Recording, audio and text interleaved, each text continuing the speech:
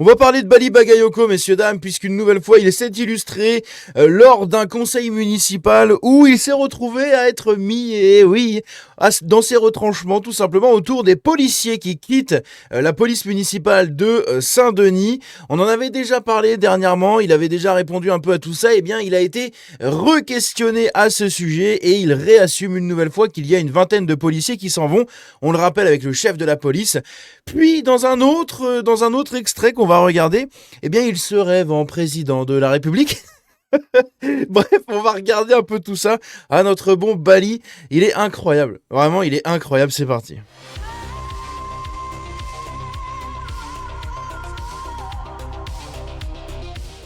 Donc, Bali Bagayoko, messieurs, dames, le maire de Saint-Denis, le maire le plus connu de France, le Obama français, n'est-ce pas? C'est comme ça qu'on l'appelle dans le milieu. On va regarder ce nouvel extrait d'une de ses collègues, Sonia je ne sais quoi, qui lui demande des comptes sur la police qui s'en va du coup de sa commune. Et vous allez voir qu'il va être du coup pris entre deux feux, non, mais il va être poussé dans ses retranchements puisqu'il va devoir s'exprimer et assumer une nouvelle fois que oui, il y a bel et bien des policiers qui s'en vont, loin de ce qu'il nous avait dit au début, hein, quand les premières rumeurs annonçaient 80 policiers qui avaient déposé des demandes de mutation, des demandes de candidature, qui avaient contacté des gens pour se barrer, bref. Donc ça aurait fait au moins une cinquantaine de policiers, peut-être en moins. Eh bien, il avait annoncé que non, il y en a à peine 10, voilà, une petite dizaine de personnes. Puis en fait, maintenant, c'est une vingtaine de personnes, y compris le chef de la police.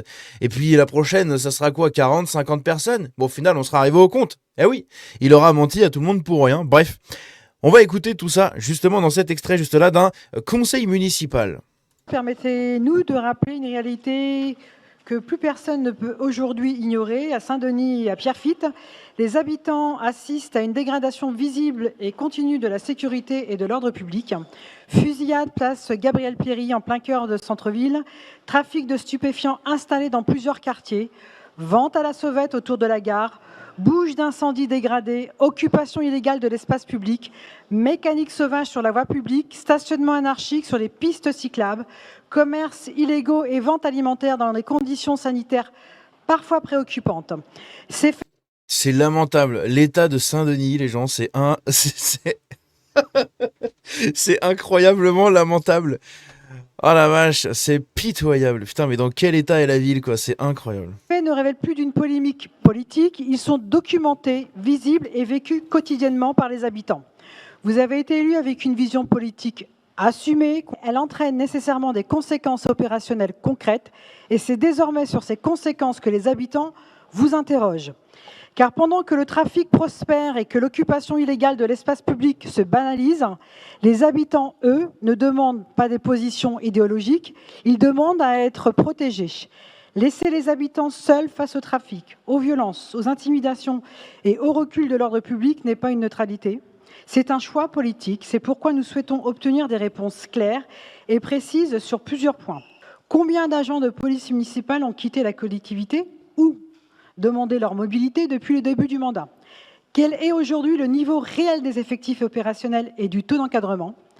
Monsieur le maire, les habitants n'attendent plus de principes généraux, ils attendent désormais des réponses précises, des choix assumés, des résultats concrets pour leur sécurité quotidienne.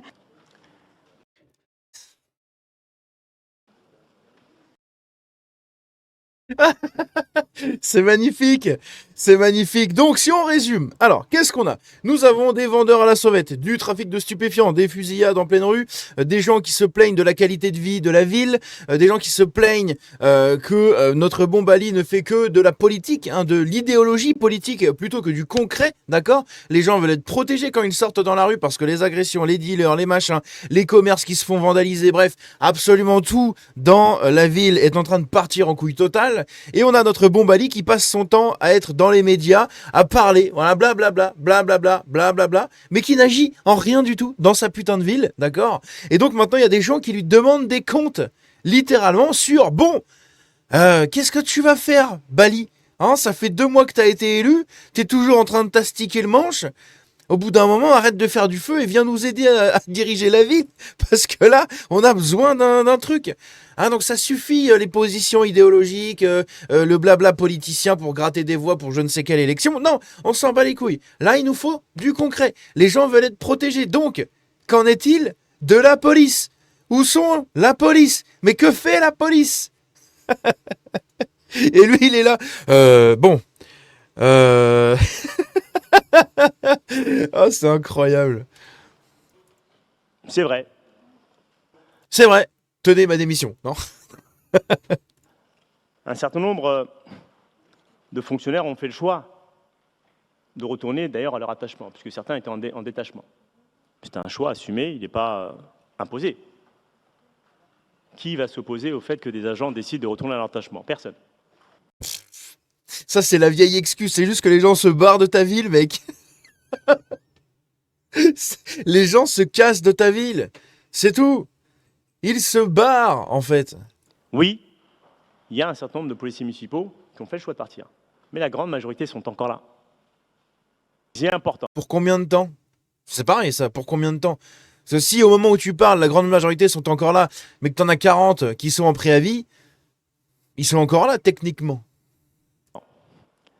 De cesser de faire croire qu'il y aurait subitement un laisser-faire. Non. Bah si, c'est assumé sur les vendeurs à la sauvette. Hein, les vendeurs à la sauvette que tu as indiqué à la police qu'il ne fallait plus les contrôler, qu'il fallait les laisser tranquilles. Voilà, les vendeurs de clopes à la sauvette et tout le bordel, là. Tous ces gens-là. Ce qui a été rappelé à la police municipale, d'ailleurs, qui le met en œuvre, bien sûr avec un certain nombre de difficultés, puisque le départ d'une quinzaine, une vingtaine quasiment de policiers municipaux, forcément, a un impact sur l'ensemble, bien sûr, de nos effectifs. C'est la raison pour laquelle nous priorisons. Ils ont toute ma confiance pour celles et ceux qui ont fait le choix de rester, parce qu'ils ont l'intime conviction que le projet sur lequel nous allons est le projet qui est utile. Alors je sais que certains aimeraient nous voir échouer. Le langage corporel est pas bon, mon cher Bali. Le langage corporel montre que tu stresses.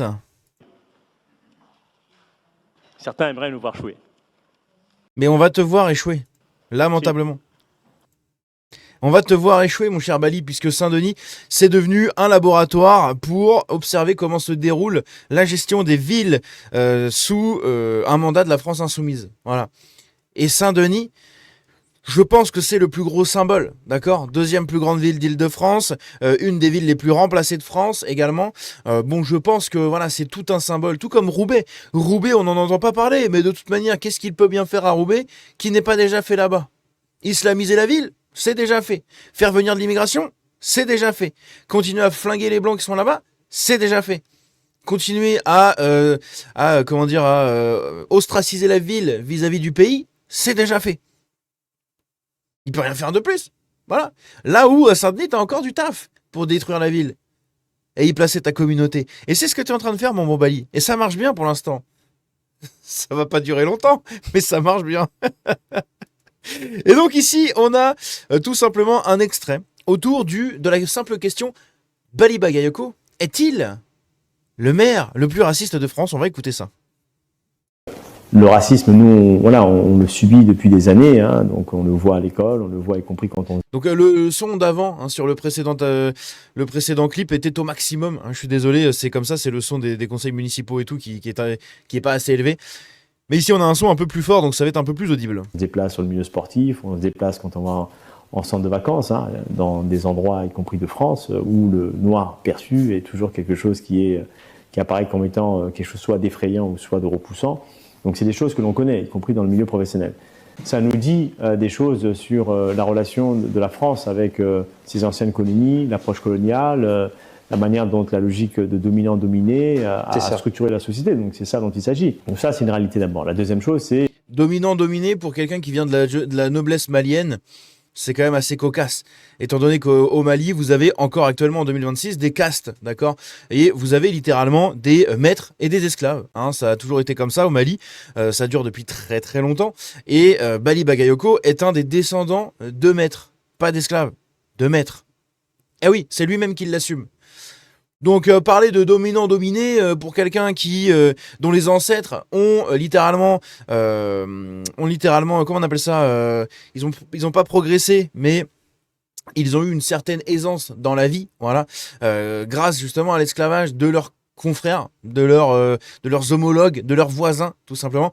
Donc voilà, c'est un peu petit peu hypocrite, n'est-ce pas? Et le fait que nous avons bien sûr contrarié tous les normes du pouvoir. La norme du pouvoir, elle est blanche. Elle est issue des formations politiques qui sont majoritairement blanches. Et quand on voit dans l'offre politique les gens parfois qui n'ont rien en commun avec nous, mais qui arrivent à des responsabilités, on se dit, bon, on ne va pas juste se contenter d'être administré par des gens qui en réalité n'ont pas d'attache avec nous et qui, par opportunisme, viennent s'installer dans nos villes et s'organisent, se structurent et vont à l'assaut en fait, des villes. Donc on a vu ça avec l'arrivée de Mathieu Hanotin, donc qui était une ancienne majorité. Et donc, du coup, la trajectoire qu'on a construite, c'est une trajectoire qui vient bouleverser tout ça. Finalement, est-ce que Bali Bagayoko ne serait pas le maire parfait?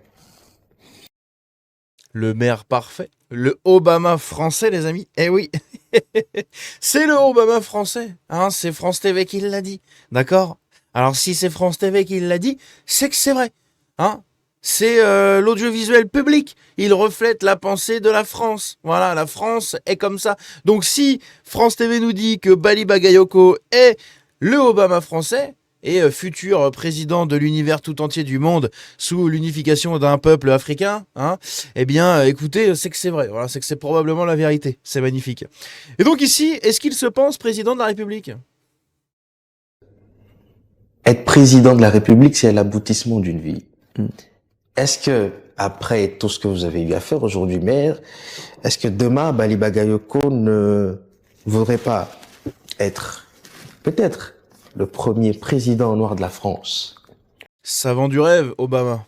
Donc à participer à faire en sorte que demain, il y ait un nouveau président qui soit à l'image de la Nouvelle-France, comme on l'appelle, c'est-à-dire des gens héritiers de l'immigration qui assument le fait d'appartenir. C'est pas entre guillemets, c'est les héritiers de l'immigration.